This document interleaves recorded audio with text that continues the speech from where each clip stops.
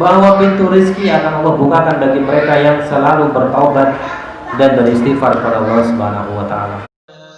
فَأَمَّا الَّذِينَ آمَنُوا فَيَعْلَمُونَ أَنَّهُ الْحَقُّ مِنْ رَبِّهِمْ. Kadang-kadang rezeki juga bukan berupa uang. Kakaknya Pak Saudi dulu pernah, ya, yang di Bali, yang sekarang Pak Saudi di sana. Beliau dari Bali naik mobil waktu itu, mobil Carry 1000 warna merah. Di daerah Jawa Timur kecelakaan, tabrakan. Nelpon saya dalam kondisi anaknya berdarah, nggak ada yang nolongin. Punya nggak saudara di Tuban? Saya telepon, ada seorang ustadz di sana. Ada, saya punya kenalan ustadz. Saya telepon ke ustadz yang di Tuban. Qadarullah, ustadz itu datang ke lokasi. Ternyata ustadz itu adalah sahabat kakak saya. Ditolong, dirawat ke rumah sakit. Selesai rumah sakit diantarkan ke Cirebon, mobilnya tinggal di sana. Itu teman-teman yang di Tuban yang mengurus, masya Allah. Rezeki yang luar biasa. Siapa yang menggerakkan itu semuanya? Allah Subhanahu wa taala. Jadi pelajarannya adalah bahwa jamaah sekalian, di saat kondisi apapun, tangan-tangan Allah itu ada di mana-mana. Bahasa sederhana kita. Apa artinya? Pertolongan Allah itu ada di mana-mana. Selama kita mengikhlaskan niat kita, wallahi dan demi Allah, Allah itu punya banyak cara untuk menolong kita. Waduh, PT saya besok kolab, kayaknya udah gak ada bisa kerja lagi nih, pengen pulang kampung. Banyak yang begitu, Pak? Banyak. Sampai ada PT di Bekasi ngundang saya ceramah, temanya apa? Mau PHK. Gimana temanya biar menenangkan mereka? Banyak yang gak tenang. PT Koyoret di MM 100. Kamu di PHK? Iya. Isu PHK gencar, kena COVID, udah semakin galau mereka. Tapi sampai sekarang gak ada yang dikeluarkan. Bahkan ada beberapa PT yang mendapatkan berkah nih. PT Fajar Paper, jamaah sekalian yang di Cikarang, depan rumah saya di Fajar Paper. Musim COVID, bukannya pengurangan, lembur wajib, Sabtu Ahad, lembur wajib, gak ada liburnya. Saya tanya, kok bisa Pak? Karena pabrik kertas di Vietnam tutup, pabrik kertas di Thailand tutup, pabrik kertas di Malaysia tutup, hanya Indonesia yang berani buka, berani ekspor ke luar negeri, makanya kita laris. Berkahnya COVID katanya. Jadi ada yang demikian. Baik, ketakwaan kita kepada Allah Subhanahu wa taala akan mendatangkan pertolongan. Jadi kalau kita sedang diuji dengan ujian yang berat, maka solusinya adalah kita berdekat-dekatan dengan Allah Subhanahu wa taala. Kalau kita merasa sekarang keujian keluarga nggak hilang-hilang, ya, anak sakit nggak sembuh-sembuh, anak sakit yang satu sembuh, gantian yang lain, gantian, ada sesuatu berarti kita. Ya, kita sedang diuji dan bagaimana kita mensikapi ujian itu. Dan hari ini jamaah sekalian, ujian itu luar biasa kepada kita.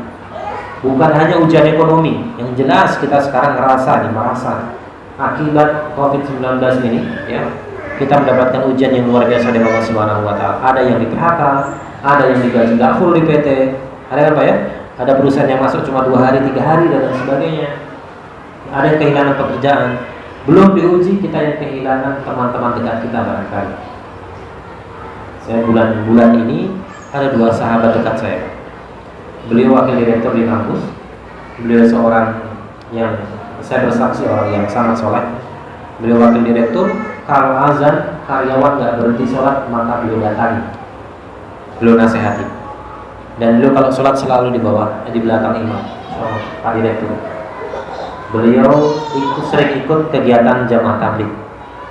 Sebelum COVID, beliau sempat 4 bulan kurusnya di Eropa. Luar biasa, 4 bulan ditinggalkan keluarga ke Eropa kurus. Bangladesh, India, Pakistan, sudah lama dia lakukan.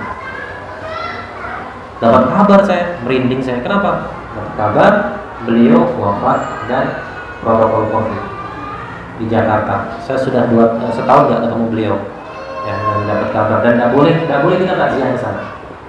Ini orang soleh, ini ujian kita. Orang-orang terdekat, orang-orang yang kita cintai, ya, orang-orang yang tadinya bercanda dengan kita, tiba-tiba Allah panggil dulu. Ini ujian yang sangat luar biasa. Apalagi zaman sekarang, hari ini kita masuk dalam sebuah bukan hanya kita ya, ujian ekonomi ini sekarang dalam resesi di dunia, bahwa kita akan mengalami sebuah goncangan ekonomi yang dahsyat. Barat sudah mulai goncang, tapi umat Islam kita nggak boleh goncang. Makanya kemarin sempat, barangkali kalau Bapak ada yang hobi membeli LM. Tahu LM Pak? Apa? Ibu-ibu yang paling paham. LM, logam mulia, emas batangan lah bahasa kita. 2 bulan yang lalu sempat LM itu hilang. Ya, ternyata Amerika itu mulai mengetahui emas itu suatu investasi yang luar biasa. Dalam Islam emas pernah disinggung nggak? Dinar luar biasa. Dan sekarang mereka sadar bahwa mata uang itu, emas itu luar biasa. Nyimpen tabungan emas itu nggak rugi. Di Islam sudah diajar.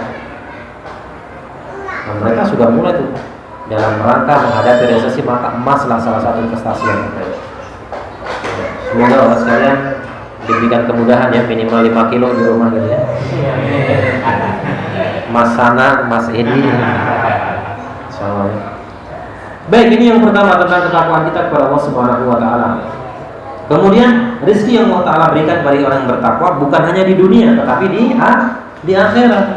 Sebagaimana disampaikan Imam Al-Qurtubi, jalan keluar dari subhatnya dunia dan dari kematian yang menyedihkan dan dari kerasnya hari kiamat.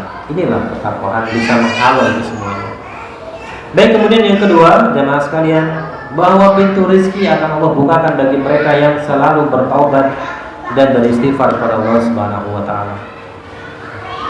Sering disampaikan bahwa ada seorang yang mengadukan tentang rumahnya yang penuh dengan goncangan. Istrinya sulit sekali diatur, anaknya sulit sekali diatur. Kisah ini dijelaskan oleh Imam Ibnu Qayyim dalam Ad-Da' wa Dawa. Apa nasihat sang imam? Maka bertaubatlah engkau kepada Allah Subhanahu wa taala.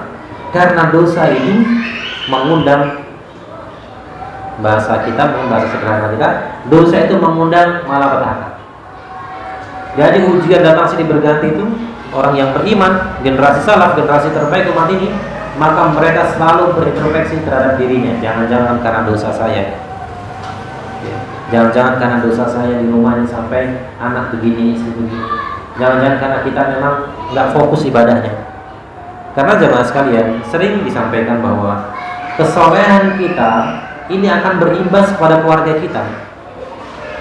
Ya, kesolehan orang tua itu akan berefek kepada anak-anak kita. Jadi misi besar kita dalam ta'lim ini bukan hanya sekedar kita mencari ilmu, kita punya ilmu, kita dapat pahala dari Allah, selesai, tidak. Tapi keberkahan yang kita dapatkan sore hari ini akan dirasakan oleh keluarga kita yang ada di rumah. Pernah dikisahkan seorang bernama Sa'id Ibnu Musayyib, orang yang tidak pernah ketinggalan takbiratul ihram di masjid 40 tahun. 40 tahun tidak pernah ketinggalan sholat jamaah di masjid. Takbir yang pertama belum pernah ketinggalan. 40 tahun, Pak. Maka Allah karuniakan seorang putri yang menjadi ratunya kaum muslimin waktu itu. Wanita soleha, hafal Quran, hafal ribuan hadis, sampai beliau mengatakan, anak saya kalau meninggal mati surga, kamu kalau meninggal masuk surga. Saking apa? Saking solehnya, saking baktinya ke orang tuanya. Luar biasa. Kemudian kita mendengar seorang bernama Sa'id bin Zaid, keponakan dari sahabat siapa? Umar bin Khattab, suaminya Fatimah bin Khattab. 1 menit lagi ya, kisah ini biar tuntas. Sa'id bin Zaid ini termasuk dari 10 orang yang dijamin masuk surga. Apa 10 orang, Pak? Ayo, apa? 4 minimal, 4 sahabat utama. Umar, Abu Bakar, Umar, Utsman, Ali. Terus yang sama 6 siapa? Ya, 4 ya. Terdekat dari Sa'id bin Zaid. Kemudian Abdurrahman bin Auf masuk. Kemudian Thalhah bin Ubaidillah, Sa'ad bin Abi Waqqas, Ubadah bin Jarrah. 10 orang dijamin masuk surga. Dalam redaksi lain ada yang lain, wanita-wanita dijamin masuk surga. Ada sahabat yang tidak tergolong 10 ini tapi dijamin surga juga ada. Sa'id bin Zaid ini memiliki ayah bernama Zaid. Zaid ini waktu itu belum mengenal Islam, tapi beliau tidak menyembah berhala. Beliau goncang hatinya ingin bertemu dengan rahib-rahib Nasrani, ingin bertanya agama Ibrahim yang benar itu seperti apa. Sampai dia pergi ke suatu daerah bertemu dengan seorang pendeta. Anda mau kemana? Saya mencari orang yang paham betul tentang agama Ibrahim. Sang pendeta ini menyampaikan, jauh-jauh, silahkan pulang, di negerimu ada orang bernama Muhammad, dia nabi akhir zaman. Dia pulang. di tengah jalan dirampok, dibegal, dan dibunuh. Tapi sebelum dibunuh, beliau mengatakan apa? Ya Tuhan, aku berdoa anakku semoga menemukan apa yang aku cari. Siapa yang dicari? Baginda Nabi SAW. Anaknya Sa'id bin Zaid menjadi sahabat utama. Jadi kesolehan orang tua itu akan berimbas kepada anak-anak kita. Jadi kalau mau berbuat dosa, ingat anak dan istri. Mau chatting mantan, ingat anak dan istri. Mantan apa dulu? Mantan bos mah nggak usah ya, dan lain sebagainya. Ada nama wayang macam-macam. Materi ini masih sangat panjang. Untuk bab pintu rezeki saja ada 15 lembar ya. Nanti bisa dibagikan. Insyaallah kita lanjutkan di pekan yang akan datang, bulan yang akan datang. Ada nama wayang macam-macam. Ada lebihnya dari Allah Subhanahu Wa Taala. Ada pula dari saya pribadi. Assalamualaikum warahmatullahi wabarakatuh. ثم يميتكم ثم يحييكم ثم إليه ترجعون